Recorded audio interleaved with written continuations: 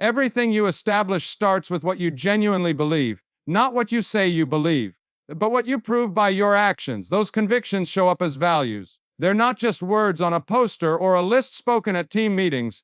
They are the principles you live by, the truth you stand on, the compass that guides your actions when the way is murky.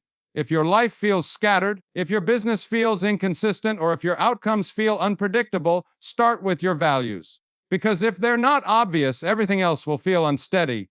Strategy doesn't work without ideals. Discipline doesn't endure without values. Leadership doesn't resonate without values.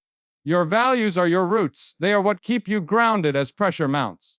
They are what maintain your identity steady while you're pulled in 100 different directions. They remind you of who you are when performance fluctuates and expectations shift. The truth is, most people never take the effort to articulate their values. They chase techniques, methods, and outcomes, but forget to question themselves, what do I actually stand for?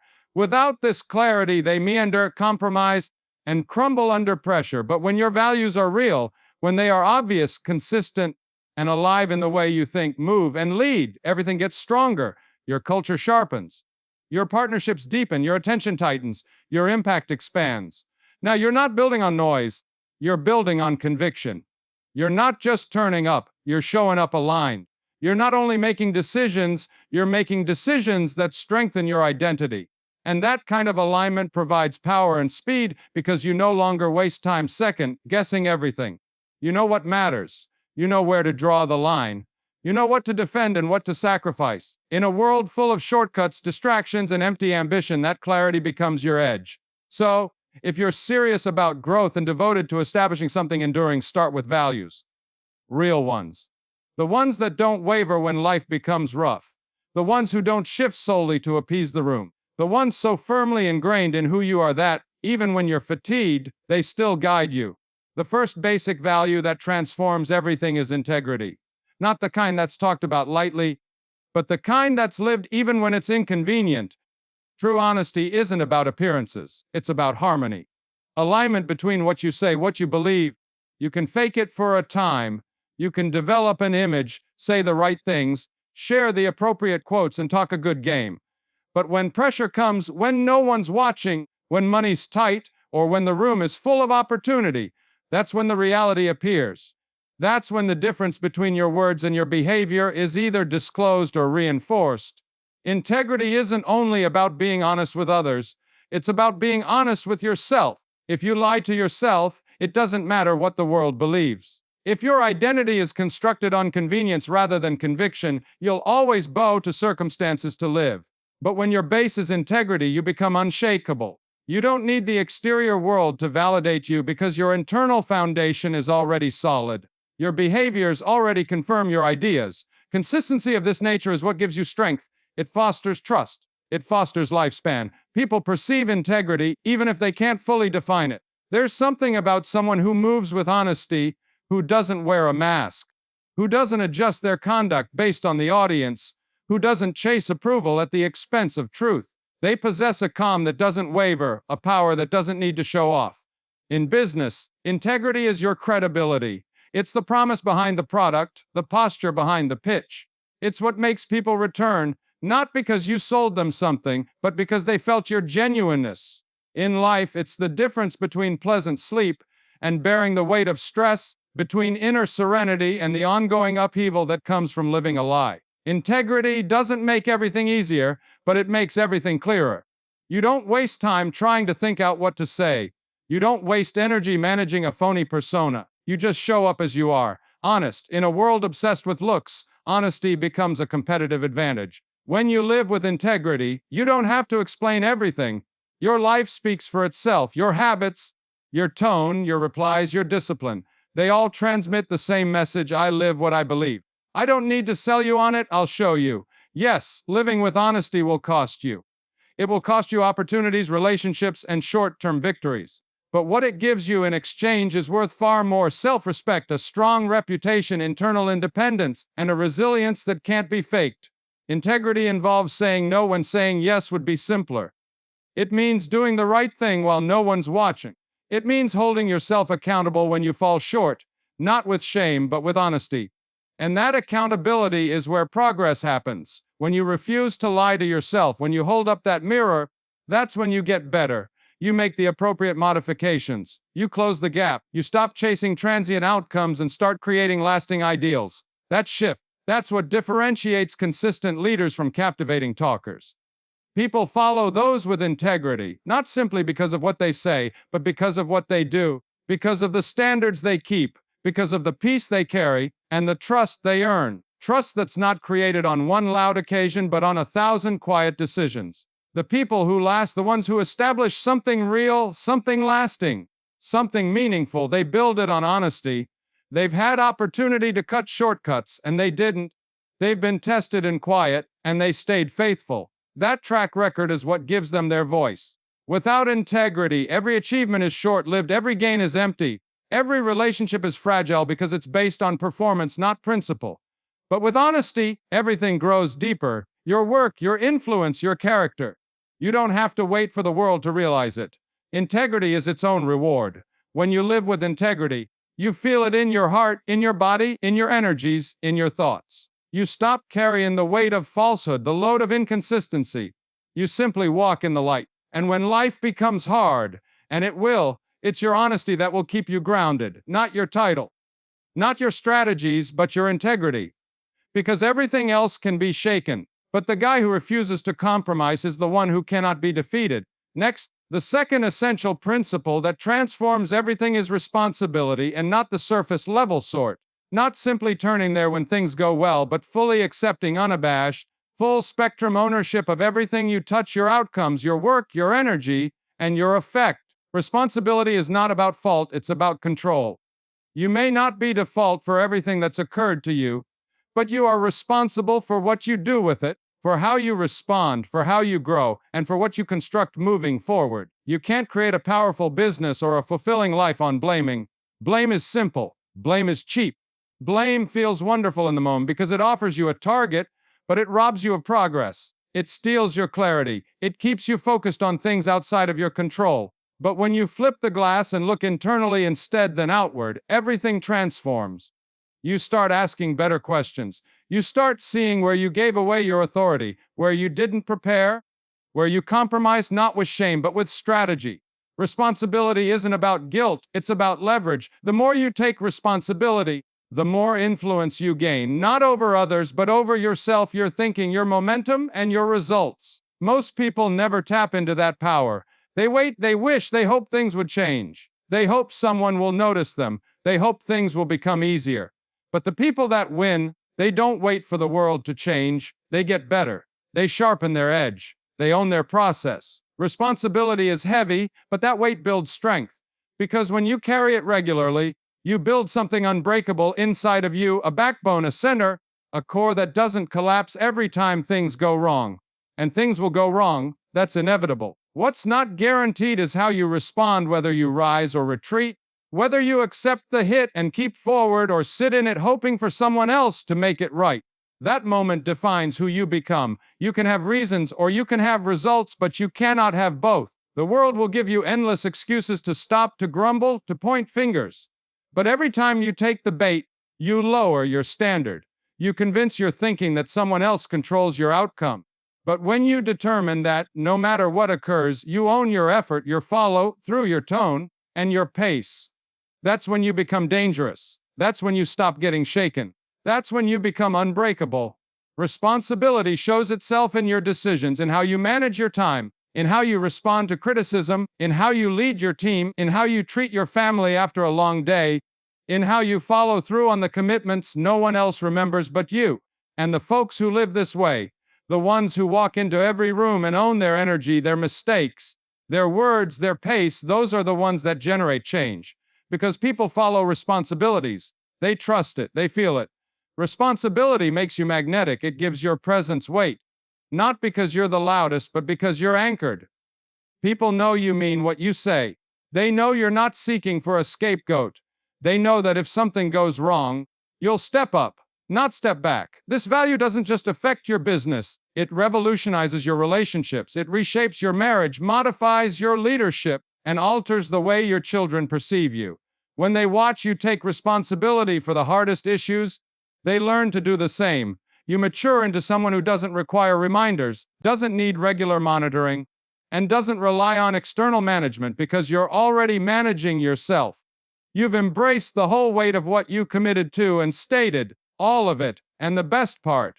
Responsibility is contagious. Living it raises the bar for others around you. It pushes others to rise not because you preach, but because you exhibit what it means to own your outcomes. If you want to create something that endures, every bit of it, the accomplishments, the failures, the lessons, the changes, and the constant responsibility to keep better.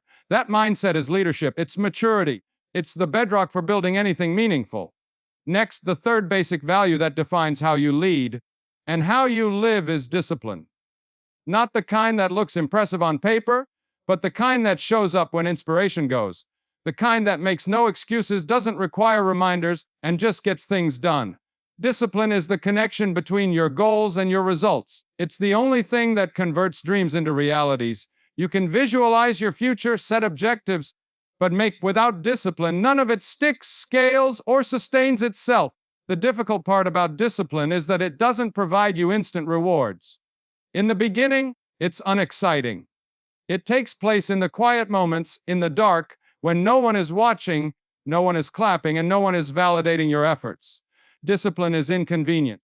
It shows up when you're fatigued, distracted, or when your motivation has evaporated. It shows itself on days when your emotions scream, not today, but your standards urge, push through anyway. This is what separates people who create something substantial from others who merely talk about it.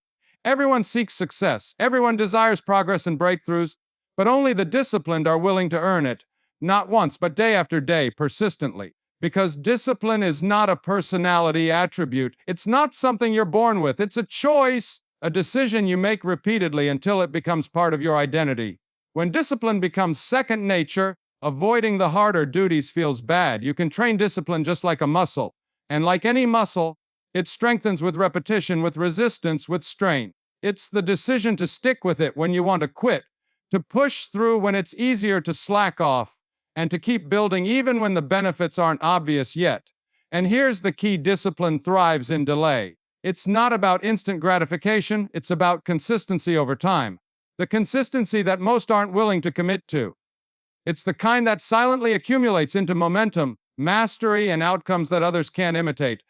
People could call you lucky, but they won't witness the mornings you didn't want to wake up, the hours you worked without praise, the meals you skipped, the invites you turned down, the reps you did in quiet, and the sacrifices you made when it didn't feel worthwhile.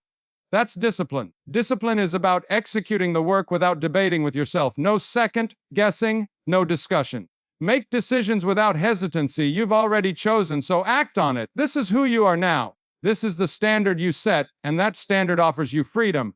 It liberates you from disorder, from overload, and from the burden of catching up since you've kept ahead. It protects you from emotional highs and lows, as your mind is conditioned to go forward regardless of your mood. You desire freedom. Earn it through discipline, not by rejecting structure, but by embracing it. Build a rhythm so powerful that carries you through every season, the good, the bad, the unsure. Discipline doesn't fluctuate with the weather, it stays locked in. When you live with that amount of discipline, you stop restarting, you cease beginning anew every Monday, you stop binging and quitting, you stop burning out, because you're not sprinting, you're building. You're moving with purpose. Discipline implies you don't rise and fall with your emotions. You aren't driven by convenience. You're not controlled by impulse. You're grounded in concept, and you've educated your system to keep going, even when the fire dims. The deeper your discipline, the more you'll respect yourself, not because you're perfect, but because you've proved yourself that you can be trusted. You'll count on yourself to show up even when it's hard, even when it's boring, even when no one sees. That's what discipline brings: self-respect, clarity, strength, structure, and leadership. True leadership begins with how you lead yourself. Before you lead a business or a team, you lead your schedule, your habits, your attention, and your energy. Master those, and you can lead anything. Discipline isn't about control, it's about capability. The more discipline you have, the more you can carry, create, and contribute. Those that establish excellent enterprises, cultures, and families all have discipline at their heart. They don't skip the work. They don't chase shortcuts. They show up. They stay late. They think long term. They do what needs to be done, especially when it's not glamorous. The wonderful part is discipline compounds. The more you practice it, the simpler it becomes. The more constant you are, the more it becomes part of who you are. And once it's established in your identity, it doesn't take energy to keep going, it takes energy to stop. The fourth essential virtue that will improve your business and your life is humility. Not the fake type, not the kind that shrinks or plays small to be appreciated. Real humility. Humility that's rooted in strength. Humility that says, I don't have all the answers, but I'm committed to finding them. Humility is power under control, it's presence without ego. It's confidence that doesn't need to be the center of attention. Because true confidence doesn't need to prove anything. You don't need to dominate every room or be the loudest voice at the table. When you're secure in yourself, you're able to listen, learn, and modify your perspective when new truths surface. Humility is the gateway to wisdom and the foundation of every breakthrough. The instant you quit needing to be correct, you make space to grow. You make space to be challenged. You create area for feedback, and feedback, if you're humble enough to accept it, will speed your improvement. Pride, on the other hand, limits growth. It keeps you rooted in your current identity. It makes you protective and fragile. Right now, your ego is bound to the outcome. When things don't go as planned, your identity takes a knock. But humility empowers you. It makes you adaptive and robust since your ego isn't on the line. Only your ideas are, and failure no longer becomes a threat. Instead, it becomes a teacher, providing something valuable to build upon. It becomes part of your growth. You stop fearing mistakes and start learning from them. You stop hiding behind facades and begin standing on firm footing. That ground is real because it's founded in who you're becoming, not in how well you can pretend. Humility frees you from pretending, frees you from comparison, and frees you from attempting to impress people who aren't even paying attention. The best leaders, the ones who create healthy teams, developing cultures, and scaling businesses, all embody humility. They ask questions, confess when they're incorrect, stay curious, and prioritize the task over their image. This is rare because we live in a world that rewards appearance and pushes us to pretend like we have everything sorted out. But the truth is, no one does. And the folks that are honest about that are the ones who learn the fastest. They're not intimidated by talent, they're inspired by it. They aren't ashamed by growth, they're obsessed with it. They don't hide their weaknesses, they handle them.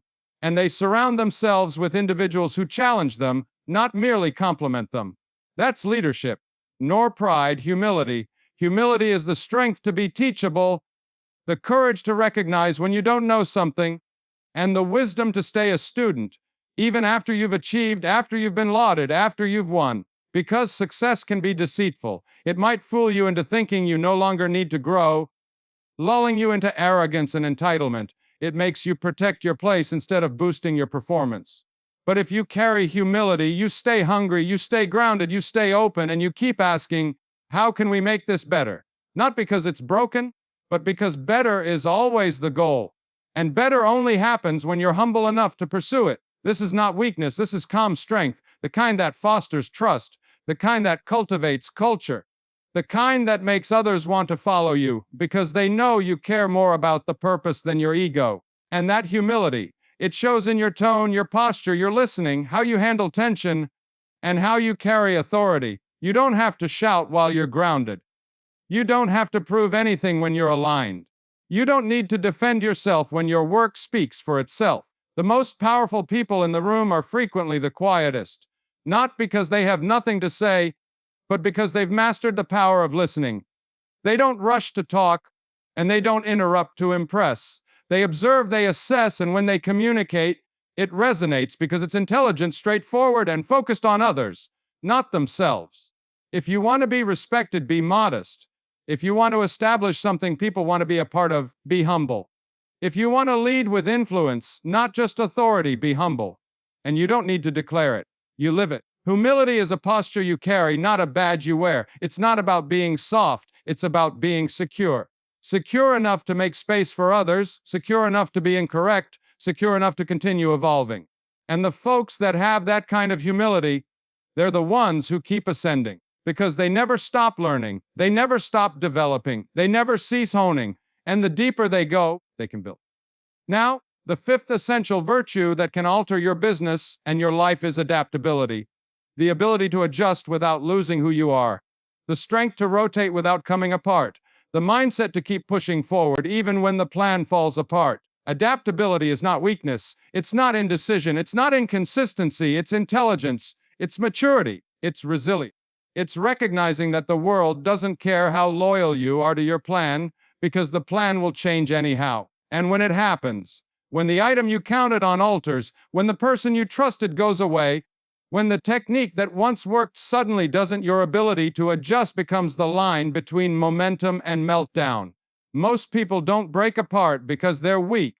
They come apart because they're stiff, so tied to how they expected things would go that they don't know how to adjust when life doesn't match the script.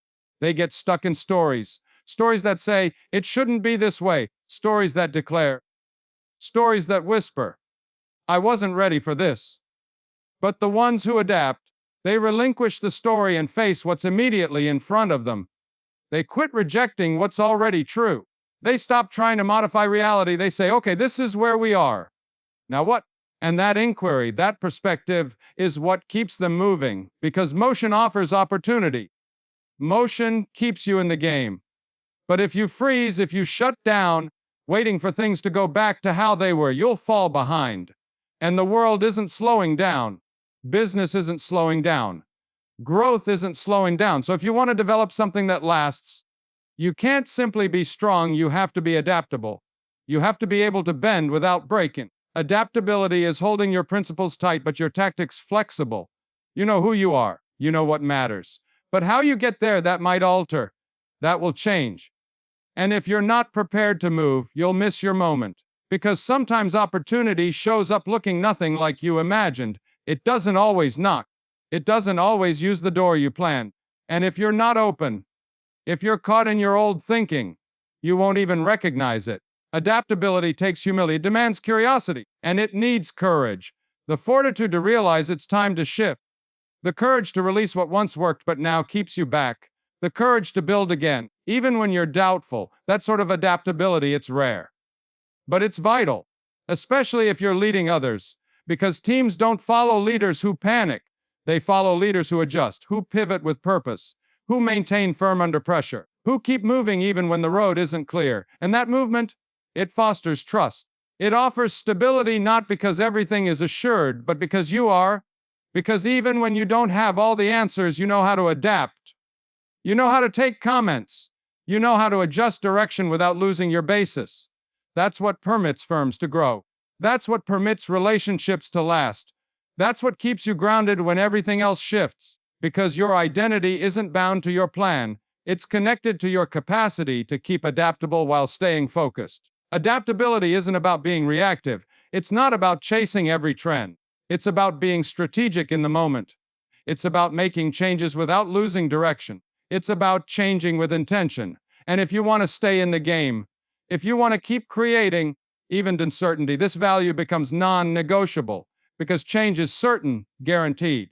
The only question is if you're prepared to develop with it, or whether you'll try to shoehorn an old strategy into a new time. That's the trap, clinging so firmly to what worked last season that you miss what's potential in this one. But when you prioritize adaptability, when you practice it, expect it, model it, you cease gripping. You start evolving, you begin to flow.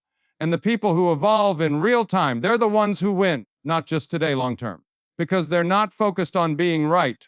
They're focused on getting it properly, and they're willing to change to do it. Next, the sixth fundamental value that transforms not only your business, but your life, is giving. Not simply in money, in thought, in time, in energy, in presence. Generosity isn't merely about what you give, it's about how you live. Because some people donate to be seen, because it's who they are. The first kind creates noise. The second kind makes impact. The first kind is performative, the second sort is transformative. At its root, generosity isn't about excess. It's not about donating when you have extra. It's about choosing to serve even when it costs you. Choosing to pour out when it would be easier to guard. Choosing to be present while distraction is beckoning. If you want to develop something lasting, build with generosity, lead with generosity, listen generously. Give folks more than they expect, greater value, greater presence, more depth. And not just in public, behind closed doors when no one is keeping score. Because business is built on people. Life is built on connection. And people don't follow titles, they follow care, they follow presence, they follow consistency, and generosity is what makes people feel seen. It's what converts a transaction into trust, and this goes beyond money.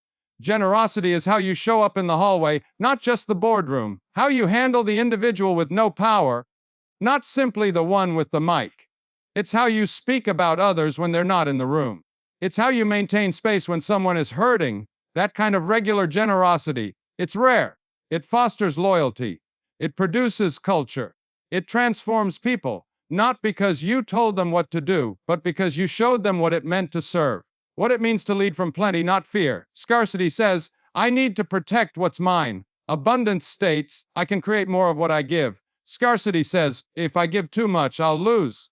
Abundance states, the more I give, the more we all gain. And when your thinking moves to a place where giving isn't a danger but a strategy, you become magnetic. People want to work with you. People want to follow you because they can feel the difference. They can see it's not about ego, it's about impact. That's the magic of generosity. It grows your influence without forcing it, multiplies your reach without controlling it, and produces legacy, not just revenue. The leaders who understand this establish organizations that outlast them. They don't merely extract value from people, they generate value for them. They don't just demand effort, they invest belief. They don't just close deals, they develop trust. And that trust leads into momentum, into referrals, into genuine outcomes. In your personal life, it's the same. If you desire genuine connections, be generous with your words, your attention, your follow through. Most people listen to respond, generous people listen to comprehend. Most check the box, generous people carry the weight. That posture, that energy, it multiplies. Because giving isn't simply about what you give, it's how you show up. It's the energy you bring into the room, the tone you carry into talks, the choice to see people, not just their results, not just their title, but individuals. And when people feel seen, they perform differently. They trust deeper. Because someone chose to be generous with belief, generous with support, generous with presence. This doesn't mean you burn yourself out. It doesn't mean saying yes to everything. It doesn't mean carrying everyone's weight. It means leading with value, with brilliance, with passion. And when you give, give fully. Not out of obligation, but from alignment. Generosity doesn't have to be big to be powerful. Sometimes the most effective present is your attention, your consistency, remembering something simple that matters to someone else. It's following up. It's going the additional 10% when most stop at 80%. When you live this way, you don't just earn income. You develop impact. You don't only attract talent, you earn loyalty. You don't just provide results, you shape reputation. And reputation will take you further than competence ever would. So sure, be generous. Not because it looks good, but because it is excellent. Because it alters the room. Because it deepens the culture. Because it unlocks doors you could never push open with talent alone. Because it transforms people. And when people transform, everything around them changes too. Now, the seventh essential virtue that will revolutionize your business and your life is courage. The kind of courage that doesn't wait for permission. The kind that moves before the fear disappears. The kind that continues showing up when everything in you wants to shrink. Because if you're serious about establishing something real, if you want effect that lasts, you're going to face dread. You'll feel exposed. You'll experience situations where everything in you says, sit down, be quiet, play it safe. And in those moments, courage becomes the dividing line between action and regret. Courage isn't the absence of fear. It's the decision to move with fear still present. It's about making decisions even when doubt clogs your head. It's declaring, I might not be ready, but I'm going for it anyway. Most people never realize their full potential, not because they lack talent, but because they wait for confidence to come up first. They wait for certainty, but certainty doesn't arrive before action, it comes after. The folks who take that first step, who move despite the uncertainty, are the ones who earn the confidence they desired.